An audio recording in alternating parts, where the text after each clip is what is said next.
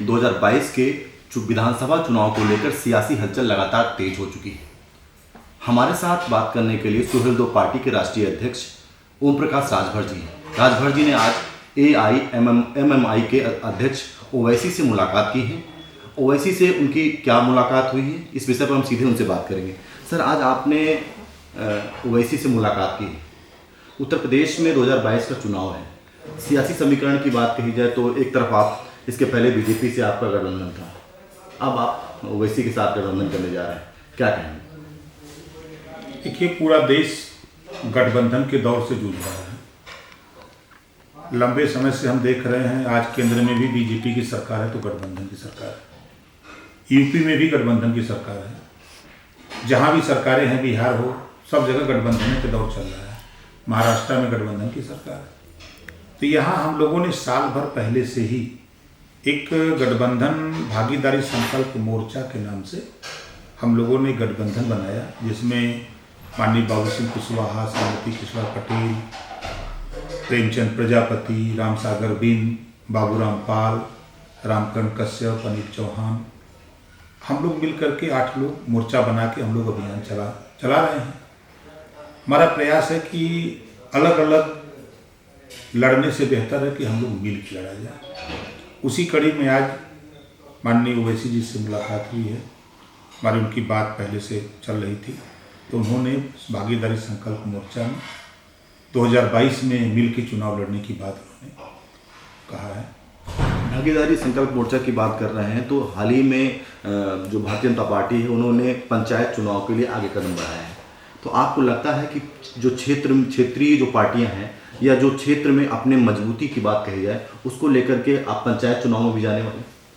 देखिए, पंचायत चुनाव की तैयारी में हम लोग पूरी ताकत के साथ लगे हैं। 2 दौर की बैठकें हम लोगों ने अपनी पार्टियों का अलग अलग किया है। अभी कल मैंने करीब 400 के ऊपर प्रत्याशियों को जुटाया था। हमने सूचना दिया था, जो लोग पार्टी में आवेदन किए हैं वो लोग आए थे, कल उनकी बैठक की, उनको बताया गया कैसे कैसे क्या करना है तैयारी के लिए। बाबू सिंह कुशवाहा भी लगे हैं, श्रीमती कृष्णा पटेल, मोर्चे के सभी लोग पंचायत चुनाव की तैयारी में सब लोग लगे हैं। हम लोग मिलकर के चुनाव लड़ेंगे। ये जो पार्टियां हैं, ये जिस तरह से आप मोर्चे की बात कर रहे हैं, जो आगामी चाहे पंचायत चुनाव की तो बात की जाए, लेकिन सबसे महत्वपूर्ण बात यह है कि जिस तरह से भविष्य की बात कही है, आखिर कौन से एजेंडे रहने वाले हैं, और आपका जो मेल मिलाप मोर्चे का है वो कितनी सीटों का होने वाला है, क्या खास रहने वाला है? देखिए, भागीदारी संकल्प मोर्चा 403 सीटों का चुनाव लड़ेगा। हमारा पहला है कि आज़ादी के 74 साल में आज भी करीब 60% देश में अशिक्षित है। उसको, इस देश में 2 तरह की शिक्षा है, अमीर के लिए अलग शिक्षा, गरीब के लिए अलग शिक्षा। भागीदारी संकल्प मोर्चा समान शिक्षा चाहता है। हाई कोर्ट ने भी कहा कि समान शिक्षा लागू हो, लेकिन सरकार नहीं कर रही है। एक समान शिक्षा हो, पाठ्यक्रम जो प्राइवेट में चल रहा है वही सरकारी स्कूल में चले, और जो प्राइवेट सरकारी स्कूलों में जो अध्यापकों को पढ़ाने के लिए नियुक्त किया गया है, सरकार जो उनसे काम लेती है वो काम बंद होना चाहिए। उस काम को हम लोग बंद करेंगे। उनको सिर्फ शिक्षा का ही काम दिया जाएगा, ताकि उनको भी बेहतर शिक्षा दिलाई जा सके, ताकि वो भी बच्चे जो प्राइवेट में और सरकारी में, दोनों बच्चे जब किसी नौकरी के लिए वांट भरते हैं तो पेपर एक होता है, शिक्षा 2 है। तो गरीब को जो शिक्षा दी जा रही है उस नाते वहाँ फेल हो रहा है। इस नाते हम लोग देश में समान शिक्षा चाहते हैं। दूसरा, दुनिया के तमाम देशों में निःशुल्क शिक्षा और स्वास्थ्य है, तो दोनों चीज़ हम लोग देश में, प्रदेश में निःशुल्क देने की तैयारी, सरकार बनी, जनता का स्नेह प्यार मिला तो हम लोग दोनों यहाँ भी लागू करके दिखाएंगे। तीसरी चीज कि रोजगार, अभी देखिए यूपी में सरकार है बीजेपी, यहाँ रोजगार तो नहीं दे सकते हैं, मनरेगा को रोजगार बता दिया, जो दुकानें कोरोना में बंद थी उसको खोल के रोजगार बता दिया, और अभी अभी हमने सुना कि बंगाल में 15 लाख नौकरी देने जा रहे हैं। अरे जहां तेरी सरकार है वहां तो दे ही नहीं पा रहे हो, और जहां नहीं है वहां देने जा रहे हो सरकार नौकरी। तो हम लोग रोजगार, जो बेचारे पढ़े लिखे लोग ग्रेजुएट पोस्ट ग्रेजुएट बेकार घूम रहे हैं, ऐसे लोगों को, जिस तरह से ओवैसी की बात की, ओवैसी की जो भावनाएं हैं, जिस तरह से वो उनके बयान आते हैं, वो कहीं न कहीं सांप्रदायिक बयान होते हैं, आपको लगता है उसके पक्ष में है ना? उससे ज्यादा सांप्रदायिक बयान तो बीजेपी के आते हैं। हिंदू मुसलमान की नफरत पैदा करने के बीज अगर देश में कोई बो रहा है तो बीजेपी बो रही है, ओवैसी कहां बो रहा है?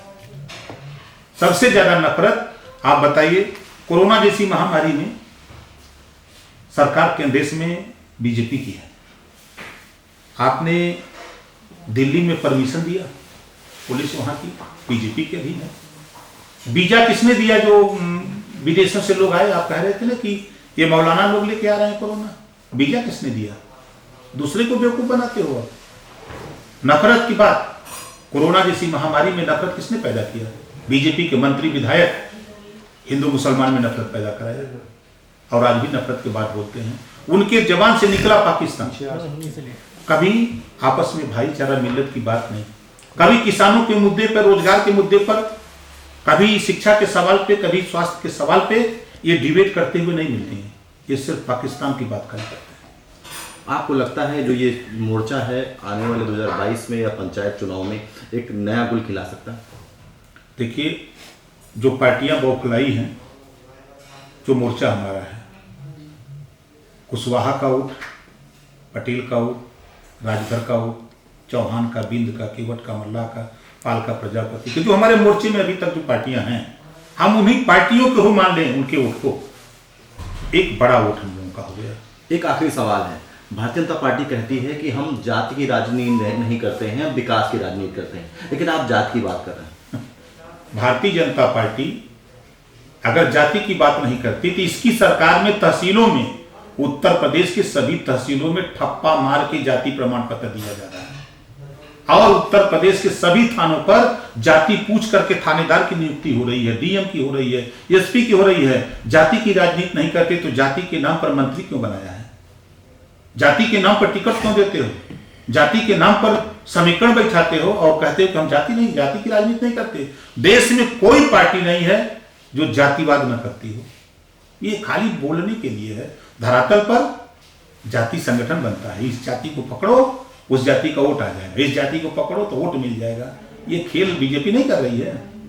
अच्छा, लगातार सवाल खड़े होते हैं कि ओवैसी की जब बात होती है तो उनकी बी टीम की बात होती है। देखिए, अगर सियासत में देखें तो अभी हैदराबाद में बीजेपी बनाम ओवैसी हुआ था। ना तो वहां सपा थी, न बसपा थी, न कांग्रेस थी, न टीआरसी थी। वहां अमित शाह जी का बयान ओवैसी के इर्द गिर्द घूमता था। हमारे सूबे के मुख्यमंत्री योगी आदित्यनाथ जी भी गए तो इनके भी दिमाग में ओवैसी जैसे कीड़ा पड़ा हुआ है, ओवैसी दिखाई दिया। जो भी बीजेपी का मंत्री विधायक बोलता है ओवैसी को बोलता है। क्यों बोलता है? एक बड़ी ताकत है, 18% अकेले वोट है। जिस दिन ओवैसी का साथ ये मुसलमान खाली खड़ा हो जाए, हम दावे के साथ कहते उत्तर प्रदेश में सरकार बना देगा। ये कभी सपा का बनाता है तो कभी कांग्रेस का, तो कभी बसपा का, यही खेल करता रहता है। उसी को ओवैसी समझा रहे हैं, इसी नाते लोग परेशान हैं कि ये अगर समीकरण जो पिछड़ा दलित अल्पसंख्यक जो परेशान है, ये अगर कहीं लामबंद हो गया तो ये सरकार बना देगा। ये थे हमारे साथ